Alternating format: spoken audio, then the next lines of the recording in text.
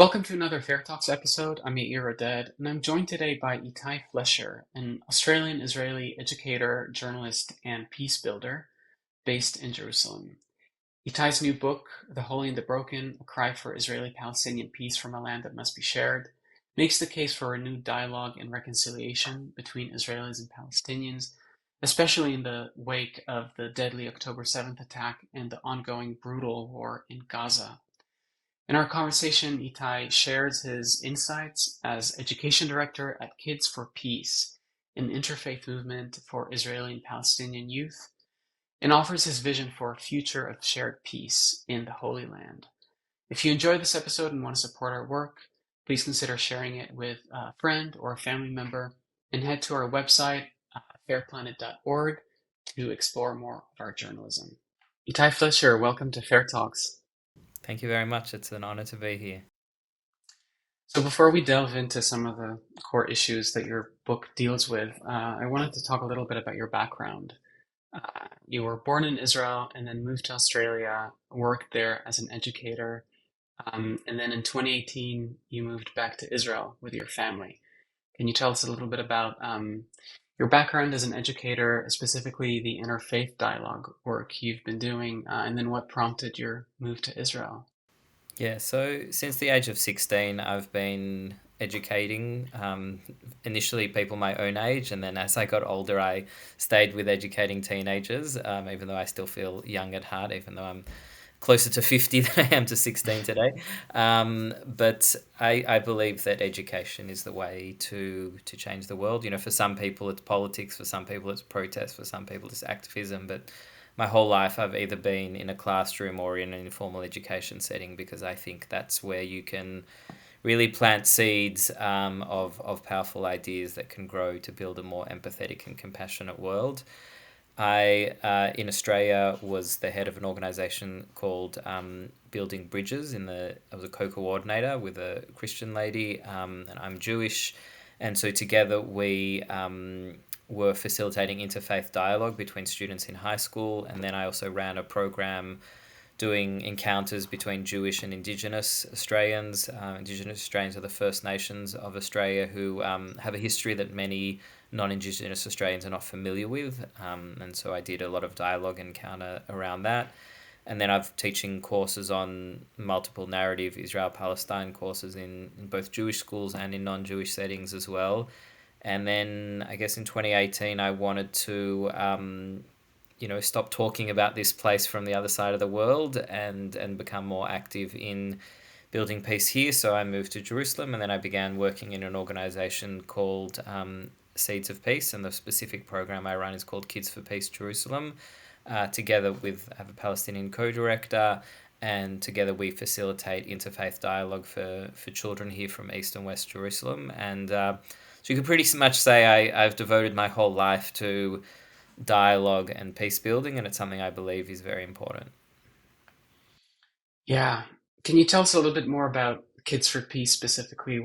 What's a typical day like in that program? What kind of activities do you do there with the children? Yeah, so Kids for Peace, just maybe some context before I get into the organization. For those that aren't familiar, in Jerusalem, we don't have what you call in the US public schools. So there's no school where every kind of student in Jerusalem can attend. So there's separate school systems based on the religious or political or social ideology of the child. So there are secular Jewish schools, which are pro LGBT rights and environmentalism and that sort of thing. They're very liberal. There's religious Zionist schools, which will be more praising IDF service and the study of religious texts, but also fighting in the army and going to university, those sorts of things. There's ultra orthodox Jewish schools which don't emphasize serving in the Israeli army but emphasize more Torah study. There's Palestinian Christian schools and Palestinian Muslim schools, which obviously will have a very strong Palestinian identity. There's schools run by UNRWA, there's schools run by the Jerusalem municipality, and there's also private schools run by various churches.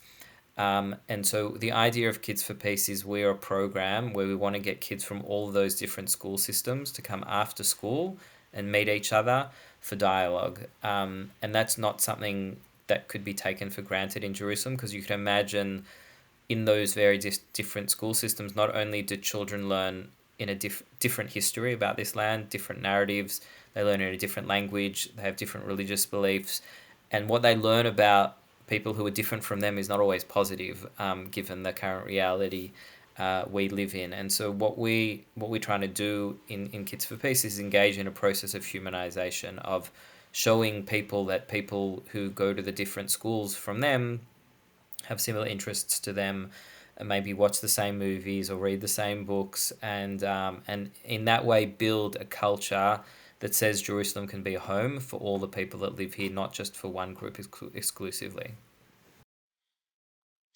And I'm curious, how do you find the kids? What do you and also what do you feel like appeals to them about the program? What makes them want to participate? Yeah, so Kids for Peace is operating in Jerusalem for over 21 years. So we have a lot of word of mouth. Older siblings invite younger siblings. We have WhatsApp groups of all of our alumni, email lists, social media. I go into some schools as well. And this year we recruited 71 kids for the program. So it's not an enormous program. There's obviously much bigger youth organisations than us in the country, but a respectable number of kids come to this every year. And I'm not going to say recruitment is easy. There's obviously a lot of challenges to bringing someone to something like this, because people have a lot of fear around what our agenda is or what our purpose is, especially now during a time of war. So once what we do is, after someone fills in a registration form, we do an interview both with the child and with the parent together. And before we accept, the interview is, in a way, it's us interviewing them, but it's also them interviewing us in terms of our staff. And so once we feel comfortable that they're coming for the right reasons and they feel comfortable with us and our values, then they join the organization. Whereas probably, and imagine other youth organizations don't have an interview process to join, but we need that both for safety and security reasons, and because we want to make sure the parents understand what we're trying to do in terms of the aims of our program. Hmm. Speaking of safety and security, you write in the book that after October 7th, your was tested. Um, to the extent that you feel comfortable, can you share a little bit about your personal experience of that day and how that impacted your orientation toward your work, and how did you move through this period of doubt? So yeah, October 7th was an incredibly traumatic day for me.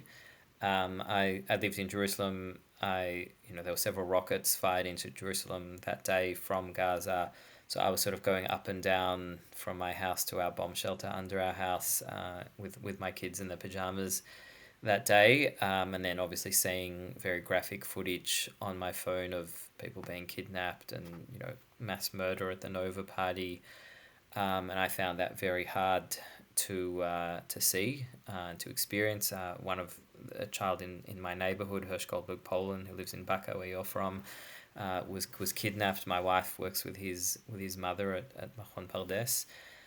So yeah, it touched me very personally. I think it touched every Israeli personally. It was very shocking and brutal, and then obviously I was working at Kids for Peace at the time, as I am today, and I had a lot of conversations with people around that. And while many people condemned it, not in my organization, but I did meet Palestinians in other peace organizations that either supported it or justified it, and I found that very difficult. And I write about that in the book, about how I felt when I heard people I know either justifying or supporting it, because I know in my organization no one did, and I know that we very clearly have a view of supporting non-violence and supporting justice for all people. And what happened on that day goes against all of our values. And so I definitely had moments after October 7th where I lost faith in peace building and lost faith in building bridges. But since then, I've come to have that faith again, which I'm sure we'll speak about later on in the interview. But yeah, I wanted to begin the book by acknowledging my doubts as well as my beliefs, which I do later on. Mhm. And how, I mean, you know, clearly the trauma and the pain and the violence did not end then. We've been living through months of a truly brutal war that's ongoing. How's that affected uh, the programming at Kids for Peace and people's willingness to participate, specifically Palestinian families who have relatives in Gaza? Yeah. So what's happened since October 7th is almost the complete destruction of every home in Gaza. Tens of thousands of people have been killed. In the same way that October 7th is a traumatic event for all Israelis, the destruction of Gaza is a traumatic event for every Palestinian. And every Palestinian, it's not just one day, it's obviously 18 months of horror and destruction and starvation and home demolition and just complete erasure of entire cities off the map. So I can't imagine what it would be like to see that every day and to see that that's your cousin there and that's your uncle or that's your that's someone that you know and both in Jerusalem and especially in the south in Jaffa many Arab and Palestinian citizens of Israel have family in Gaza, so it's very very hard to see, and that evokes obviously a lot of anger and frustration, and it manifests in lots of ways. I know a lot of Palestinian families that throughout the war haven't been holding weddings or birthday parties or graduations or having fireworks, for the Tawjihi scores and, all sorts of things where they just feel I can't do anything in my life that's happy while this is happening. Um, and or calling national strikes as well. There's a big feeling of this is happening a few hours away from you, but you also feel very helpless to stop it because there doesn't seem to be anything that on earth that maybe Trump can stop it. I hope, but like I don't feel like the people here feel like they can stop it because any demonstrations that do happen often get broken up very quickly.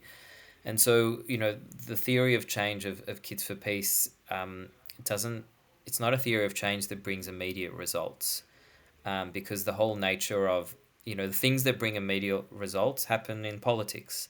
If you want an immediate action, then you go into politics because a politician can make a ruling or a legislation and within days change something on the ground. Whereas education, by nature of what education is and what it does, any changes that you see coming out of education may take 10 or even 20 years. It's a very slow process of change. And so I believe that there obviously needs to be political action to stop the destruction of Gaza and to hold those responsible for October 7th accountable. But there also needs to be a long term process to make sure this doesn't happen again.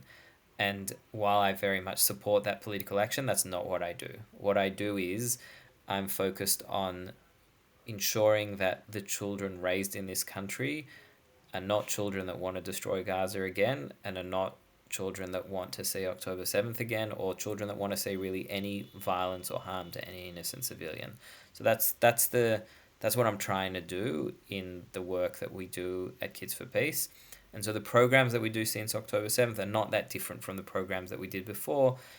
Again, acknowledging the war and the destruction and October 7th and the hostages, and obviously we mentioned all of that. But more than that, we emphasize the notion of understanding and respecting differences between children from different backgrounds in Jerusalem. I'm curious if you think, I mean, you just mentioned it now, and you also talk about it quite a bit in the book, hoping to leave kids with a different inheritance, which I found very inspiring.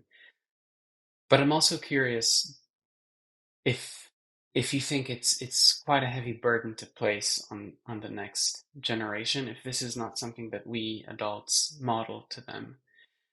I'm curious what your opinion is on that, and if you do any work with the parents at all. Yeah, so we also have a parallel parents program as well, where while the kids are in one room next door, the parents are in a different room, where we do a very similar program for the parents that we do for the kids. The parents meet less often than the kids, but we also believe that that's really important for the parents to meet and get to know one another and have the same experience that the kids do, and ask each other hard questions, because it's not a thing that's done often in Jerusalem. So yeah, it's definitely something we believe and something we do. And I think, look, we're a tiny organization. As I said, we're 70 kids.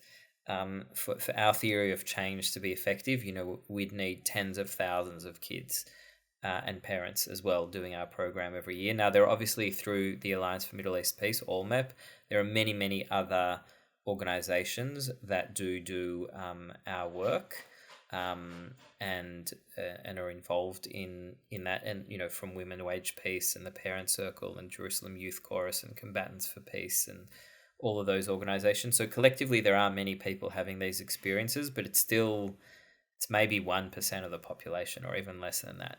So I think in order to be effective, we need to reach a much bigger critical mass, but we're starting. And so you start with what you can.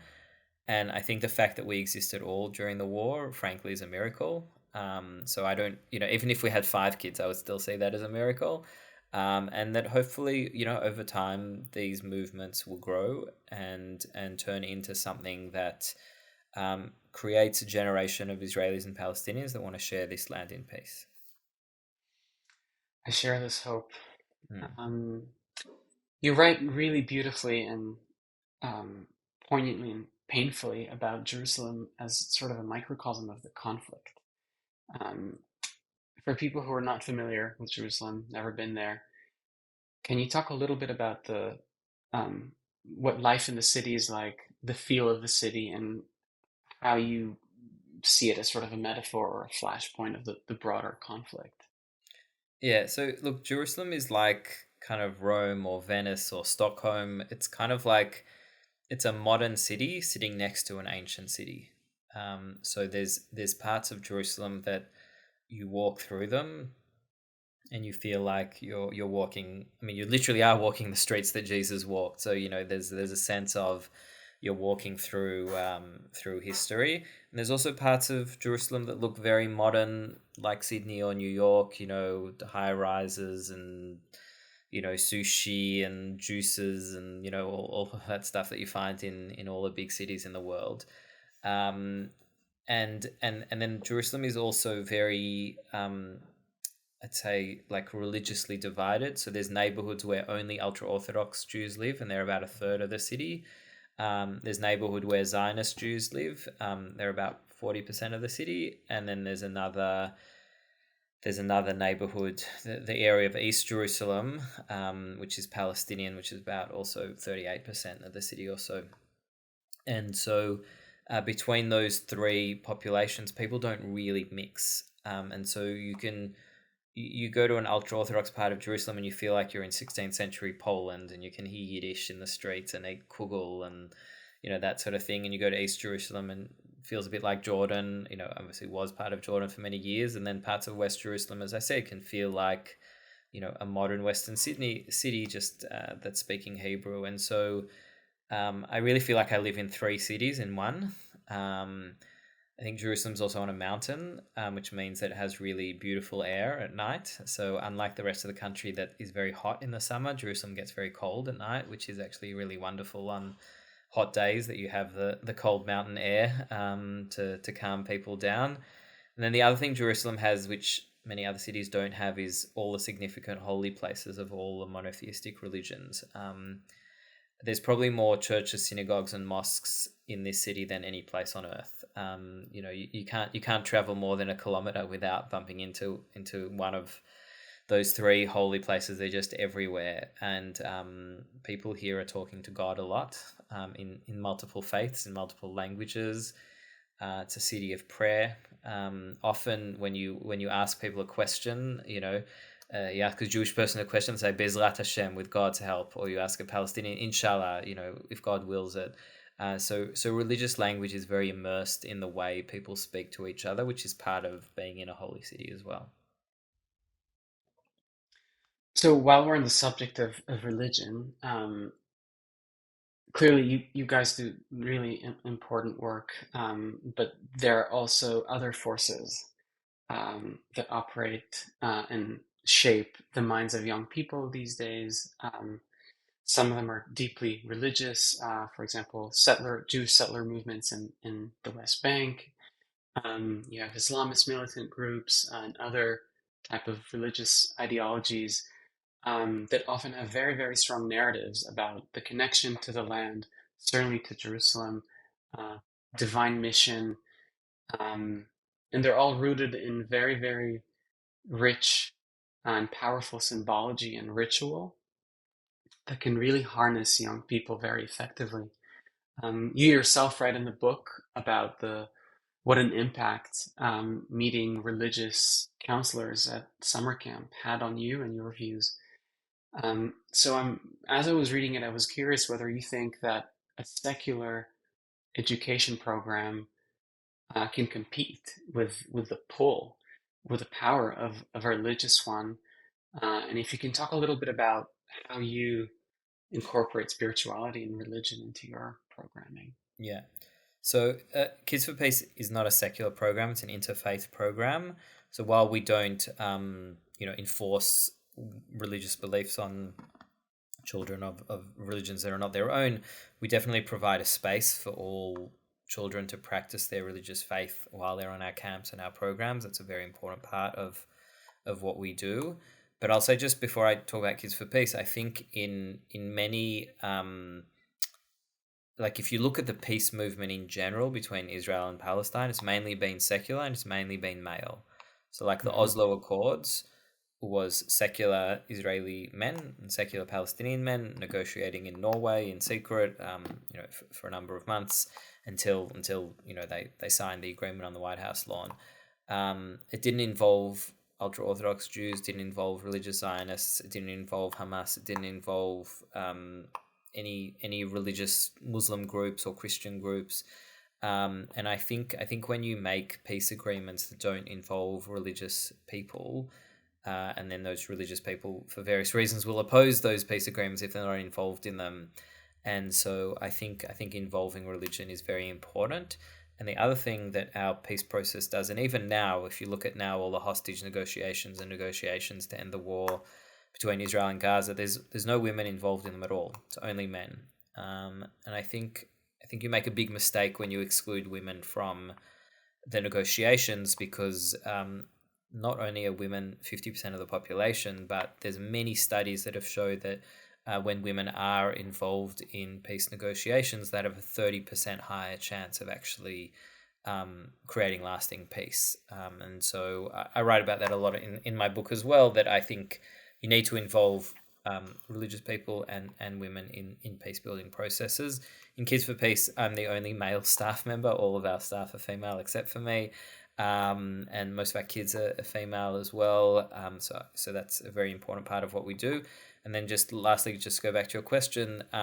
We do on our camps have, like, if the camp's over a weekend, let's say on a Friday morning, we will have a Juma prayer where the Muslim kids will pray, and the kids of the other religions will observe that. Then on Friday night, we'll have a Kabbalat Shabbat where the other religions will observe that. And then on Sunday, we'll either do a mass or learn the Sermon on the Mount, or do something that where the Christian kids can present their faith to others. So for us, it's very important that religious beliefs are sort of out in the open, and they're not something that we want to hide, or we want kids to be proud of their faith, and the kids to see the faith of the other and not see that as something that should be threatening to them. Yeah, I can imagine it can make such an impact. I'm curious, what's the reaction like from kids, Jewish kids observing Muslim prayers and vice versa?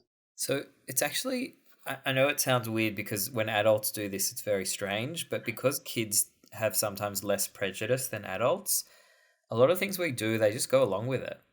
Like, I, as an adult, can see it's remarkable. Like, like, I'll give you an example. Like, many Jewish adults, when you hear the word Allahu Akbar, which means God is great, the immediate connotation is terrorism or suicide bombings or something like that. So Jewish adults never hear Allahu Akbar in the context of prayer, because we're often not in mosques where those two words would be said. And so for me to be surrounded by our Muslim kids saying Allahu Akbar is very normal. But I know that for many adults, that would be confronting to hear that sometimes. But those words are words of prayer. They're words and the other verses from the Quran that you hear during prayer. And so I think it's important to kind of give kids exposure to religious language and religious practice in a way that's not confronting and safe. And I feel like what we do on our camp is there isn't peace in Jerusalem. There isn't peace, obviously, between Israel and Palestine. But on our camp for 4 days, there's peace. So we create a sort of bubble where we role model what peace looks like, meaning that everything is in Hebrew and Arabic. There's 3 prayers. There's all the food is kosher and halal. All the staff are mixed, Hebrew speakers, Arabic speakers, Israeli Palestinian. Like when you come to our camp, you live Israeli Palestinian peace for 4 days. Now that doesn't mean that peace exists everywhere else. Obviously, doesn't, especially now. But we showing the kids what the future can look like, and that's really powerful because even that's only a 4-day camp or a 2-hour program or a one-night seminar, whatever the thing we're doing is, we're showing them that another way is possible, and they're experiencing that when they come to our program. The hope is that they'll then say, okay, I've done this for a day or an hour or 4 days or however long this is. Maybe I can try and do that for a week or a month or a year, and then I can create a political structure where that will be possible as well. But we're trying to, in a way, give them a taste of what the future can look like. I assume though that they each come with their own baggage to these meetings, these conversations.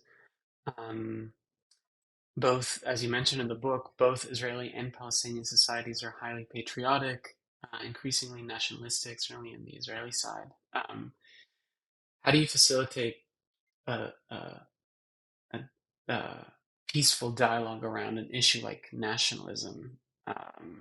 I'm curious. And you also mentioned the characters of Srulik and Handala, so I was curious how you Yeah. you leverage that. Yeah. So just on nationalism, we don't use flags. Flags are incredibly triggering for the kids. For many Israelis, seeing a Palestinian flag is like seeing the flag of a terror organization. For Palestinians, seeing an Israeli flag is, seeing the Zionist occupation. So we don't use any flags in any of our programs. We don't put flags up on our walls. But we do use a lot of national symbols. So, for example, Strulik, which is a sort of cartoon figure of an Israeli kibbutznik, and Handala, drawn by Naji Ali, is a Palestinian cartoon character with his hands behind his back, barefoot. Symbolizes a refugee from the Nakba, and is obviously still used to describe children in Gaza today. So we look at sort of images like that, and then we ask the kids often to draw uh, images, symbols that represent their national identity that are not just the flags. And through that, they begin telling their stories about what this land means to them. And they talk about their parents and their grandparents and what they've experienced in their lives. And again, there's a lot of reasons why this can go wrong, and believe me, it goes wrong occasionally. Like we're not perfect in how we do it, but if you do this with sensitivity, then what the kids can bring to the dialogue is remarkable. And so we try as much as possible to give them an opportunity to really tell their stories in a way that's meaningful and truthful, and just builds empathy for their story. And it's a very, very slow process. It's not something that happens overnight. But again, I'm not a politician. If I wanted short-term solutions, I would be a politician. I work in a field that is, again, the results that I see will be very far away in the future, but I want to give the people of this land some sort of hope that another future will be possible. I really appreciated the part of the book where you talk about the power of narratives, Mm. and the given the current landscape of media in general, mainstream media, but also social media and the algorithm, uh, how that on the one hand that opens opportunities to see real time footage from Gaza, let's say, that maybe 20 years ago people wouldn't have been able to be exposed to, certainly not at this speed, and but at the same time, it also locks us in our own echo chambers, Mm. and it makes it harder in a way to um, become exposed to the other side's narrative. Given that this is currently the media landscape that we're dealing with, how do you think, what actions do you think people can take to try to break away from these echo chambers and try to tap into the narrative of the other? So one of the activities we do in Kids for Peace is called media literacy. So we have a whole seminar about how to read and consume media, and do an activity where we list the top 10 Instagram accounts in Palestine and the top 10 Instagram accounts in Israel. And we look at what they on the day of the seminar, what they're posting. So sometimes there's a story that all the Israeli accounts are posting. It doesn't even exist on the Palestinian side.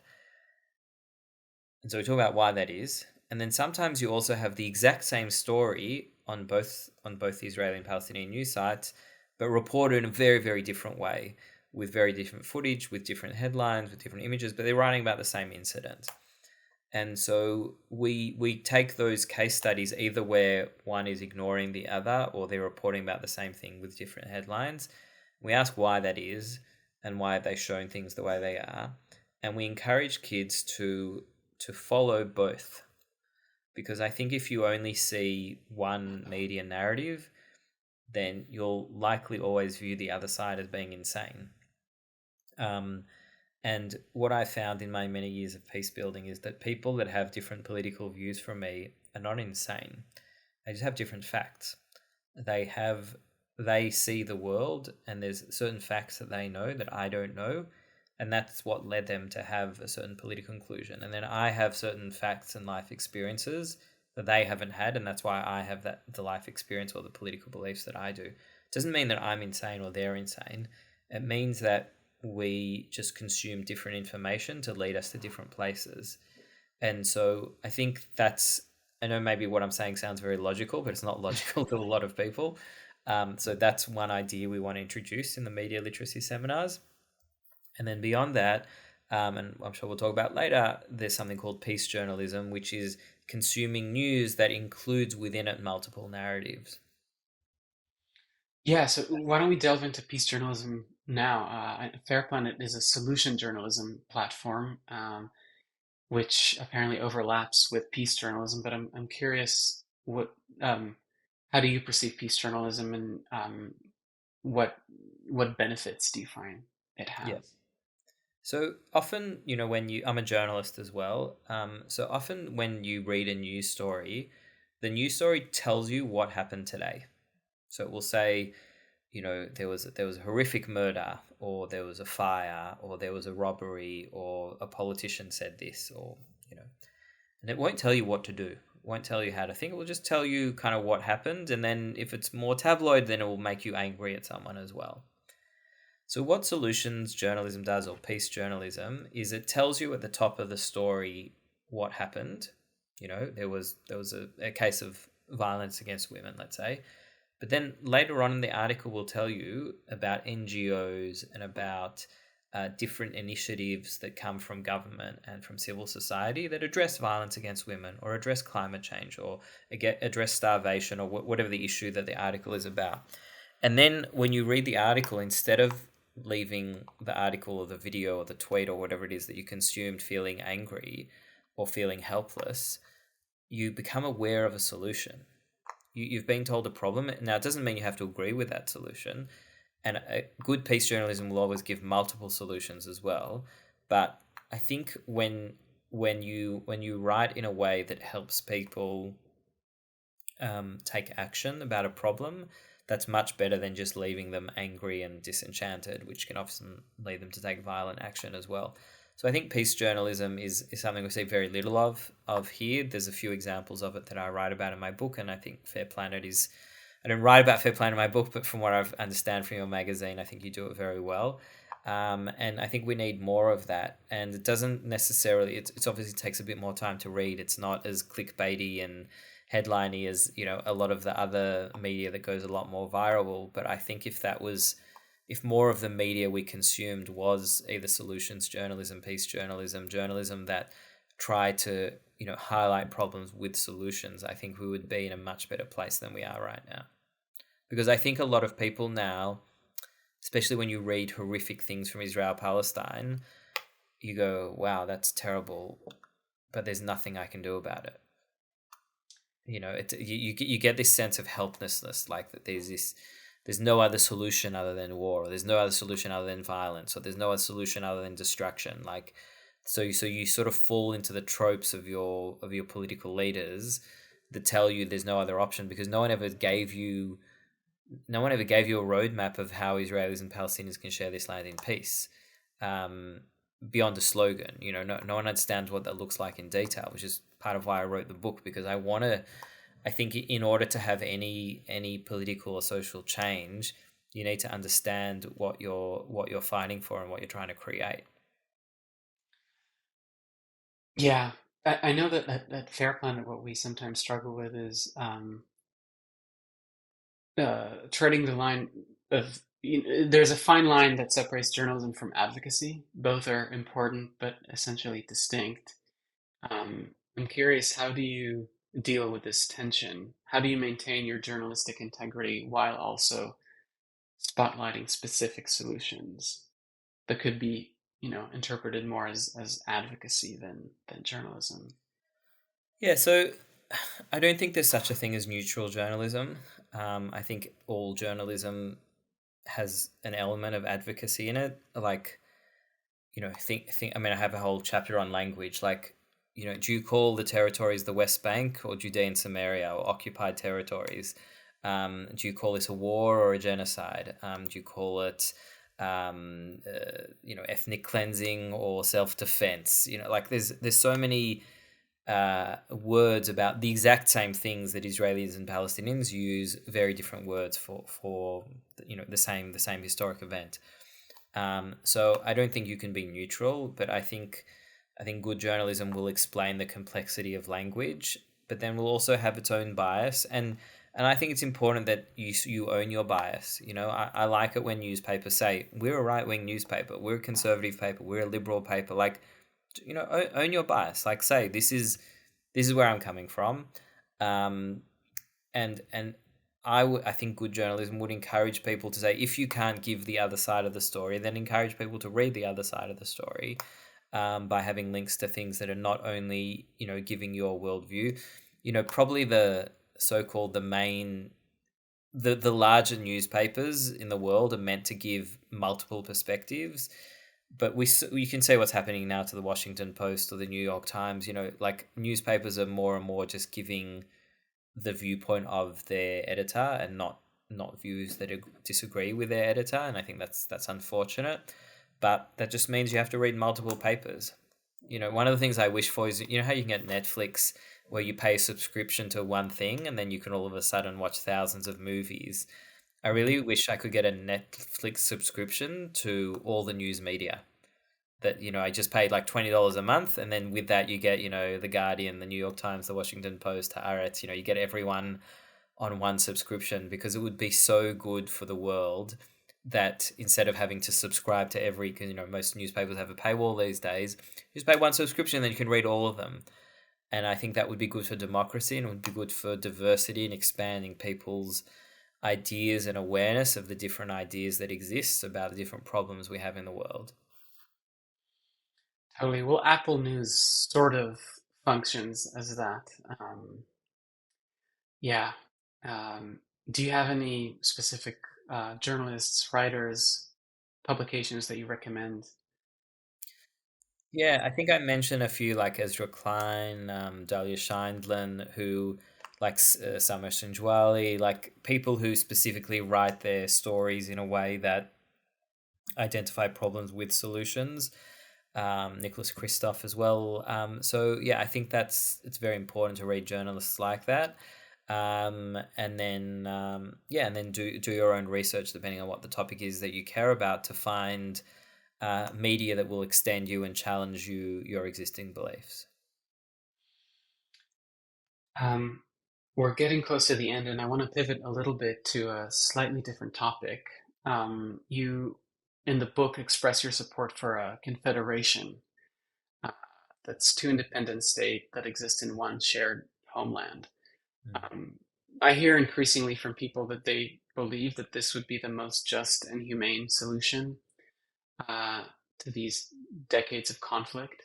But it's also highly impractical and unlikely to happen.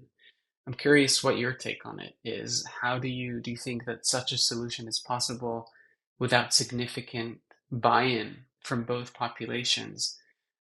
Can it be achieved given the tremendous amount of violence and trauma that's still unfolding? And where would you even start, uh, given the current political climate? Yeah, so look, a confederation is a long way away because one of the key things for a confederation to succeed is trust. Maybe before I talk about it, I'll share that we took a group of kids to Northern Ireland in 2019. Took 12 Kids for Peace participants, and they, after many years of the troubles, Catholics and Protestants created a power sharing government in Stormont. And we visited Stormont and we said to them, how did you do this? In the 1970s, you were slaughtering each other in pubs, and there were bombings every week and shootings of policemen. And they said, before we did our peace negotiations that led to the Good Friday Agreement, we spent a lot of time having meals together and just talking about our children and our families and building trust. And I think before you talk politics, you have to build trust.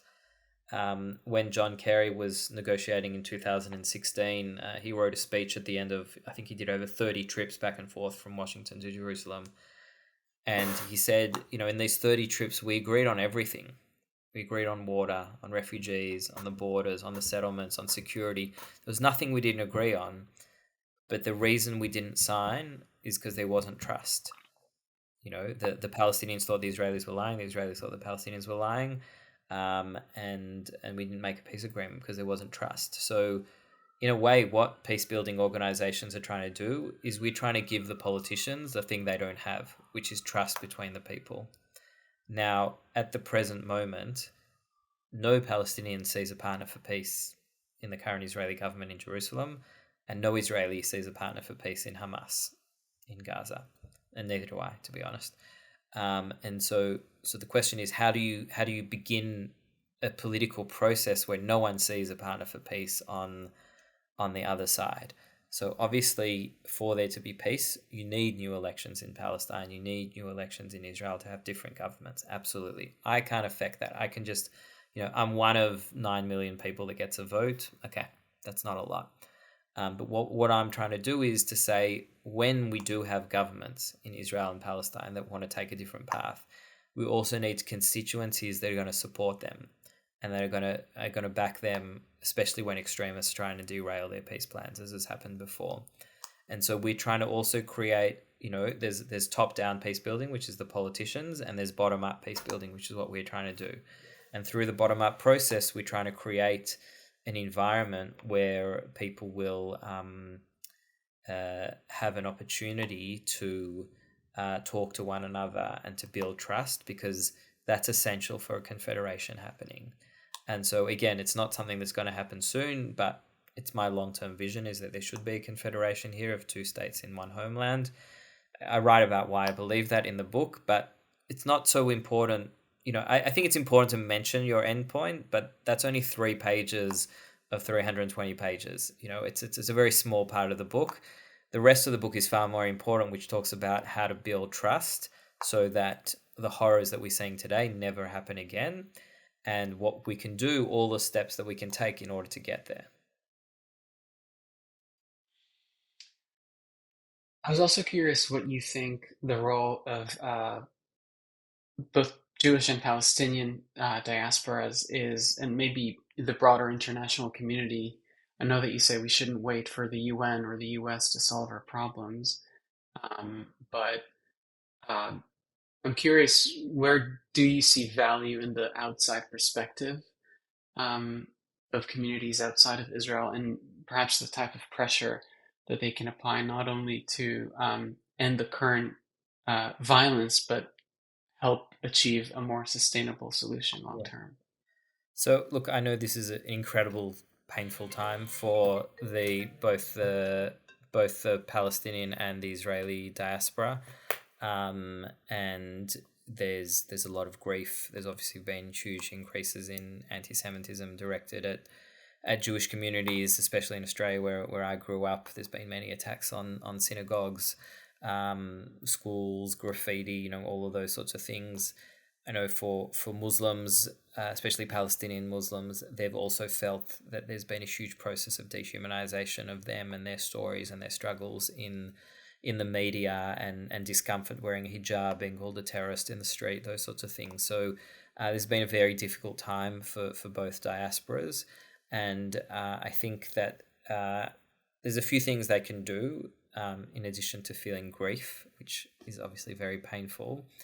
The first is to support civil society. So there's many non-government organizations here that are not funded by either the Israeli or the Palestinian government that do peace building work, like the organizations that are part of AllMep. So supporting those financially is really important because that gives an opportunity for these sorts of ideas to grow. And then advocacy in the various governments where you live, for non-violent solutions, which the solutions that I advocate for in the book. The diasporas don't do that very often, but I think that would be wonderful if they did more of that. Oh, and one other thing, Hmm. and I've put this on my website as well. It's ittay.au. There's a section that says, "What can I do?" Another thing is education. I think a lot of diaspora communities need to educate them, because a lot of people give opinions about this place that don't know a lot about it. And I don't believe you have to be an expert to have an opinion on what goes on here. Obviously, everyone's allowed to have an opinion, but I think educating yourself more, reading more books, podcasts, websites is really important. So I've put a lot of resources on my website. And the other is dialogue. This war, I think, unlike any other war in my lifetime, is not only being fought in Israel-Palestine, it's being fought all over the world, and it's destroyed people's lives all over the world. And that didn't happen with Russia and Ukraine or the Syrian civil war or any other war in my lifetime. And I feel that is horrific as well. And I feel terrible that our war has been exported to so many countries around the world. And so I think in the same way that I do bridge building in Jerusalem, I think there needs to be a lot of work on building interfaith dialogue and harmony between different communities around the world. And again, on my website, I have a lot of resources on how to do that as well. And one final question. What do you say to people who claim that now is not the time for peace building and reconciliation, given the active uh, war? Just these last few weeks, hundreds more died in Gaza, mostly women and children, in Israeli airstrikes. Netanyahu's government is making it perfectly clear that they intend to occupy the strip and ethnically cleanse it. You have Israeli hostages still held captive in Hamas tunnels. What do you say to people who say now is not the time for kumbaya? Yeah. So, firstly, now is the time to protest. Absolutely. I protest my government all the time. I think I disagree with most of the things Netanyahu says, and his wicked visions for Gaza. I think that they're not in line with me as an Israeli, definitely not in line with my Jewish values. So I protest them. I can see also in Gaza now there's many protests against Hamas in Beit Lahia. People saying Hamas bara bara, like Hamas should go, like they don't want them. So I think Israelis and Palestinians should be protesting. I think that's very important to say that we don't want these horrific governments, and that in the near term is very important. But again, in the long term, peace building is the future, and I think we have to continually advocate for a different reality than what exists today. And you can do more than one thing at the same time. You can protest, and you can write a petition, and you can make a donation, and you can go to a peace building program. There's many days in the week. And so I'm not saying peace building is for everyone. I know for many people it'll be very hard to come to our programs at this time, and that's okay. So it's not for everyone.